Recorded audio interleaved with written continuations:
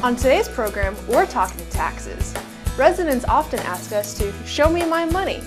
And today, we're doing just that, asking residents to ask us those questions. And there is no one better to answer those questions than our own Director of Finance, Tammy Ammann. Tammy has just recently been awarded the Certificate of Achievement for Excellence in Financial Reporting, and when it comes to deciphering your tax bill, Tammy is the expert. So let's go outside City Hall to get your questions.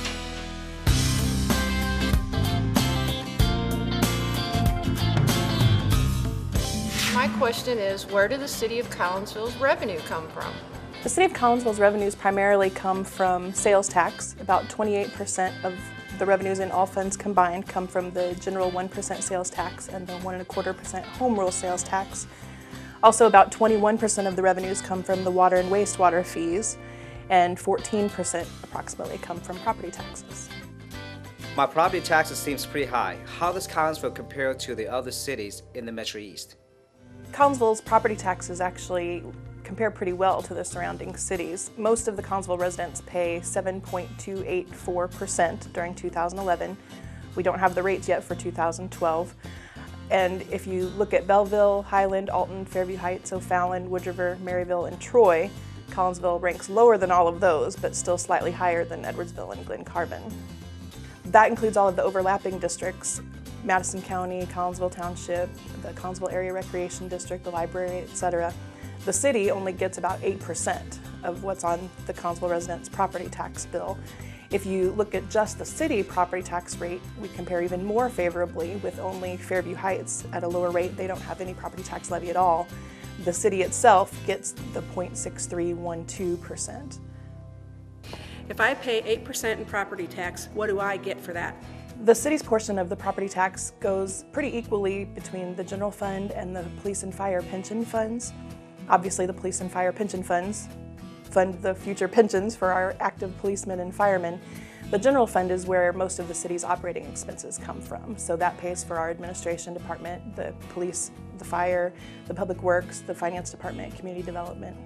If the city gets 8% of the property taxes, how much does CARD and the school district get? The property tax districts all get the amount that they individually levy.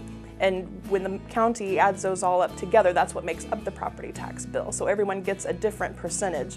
Primarily goes to the school district. They're about 58% of the average Collinsville residents' property tax bill. Madison County is the next highest at 10%. Then Collinsville Area Recreation District and the city are both about 8%. And there's actually a pie chart available on the city's website on the finance page that shows the breakdown of who gets what. My water rates increase each year. Why is that? In 2006, the city issued about $20 million worth of bonds for a sewer plant expansion. And obviously the economy has contracted since then, so we haven't had a lot of tap-on fees to offset that new cost. So the city has had to raise rates over the last several years, approximately 5% per year, to try to raise enough revenue to cover the debt service, which is principal and interest on those bond payments. Why do my water bills come every other month?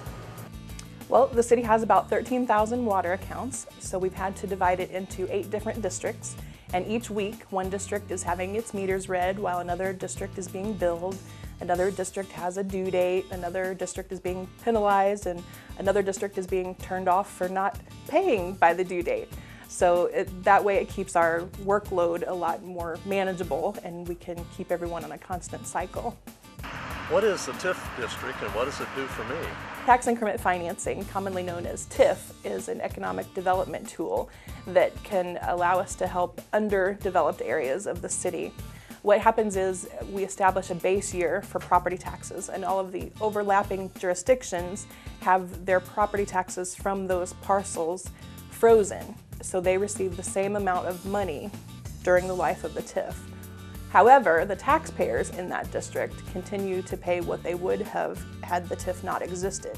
So the incremental increase goes into a special allocation fund that can be used to improve infrastructure in that district or provide developer incentives if needed.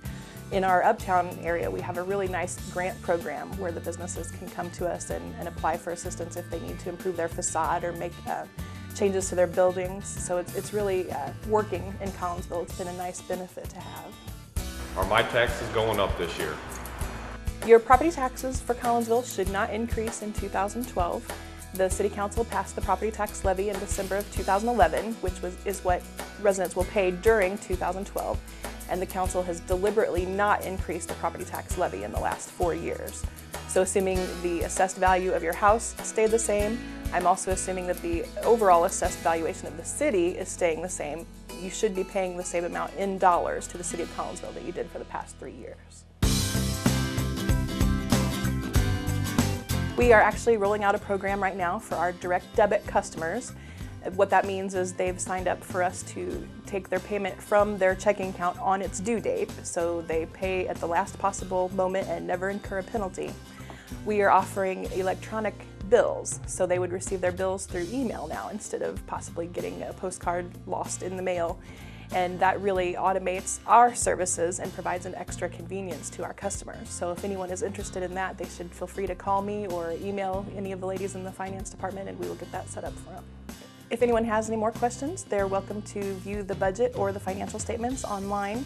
The city also has a Facebook and Twitter account with a lot of valuable information that they can follow, or they're welcome to contact me. They can email me or call me at 346-5200 extension 127.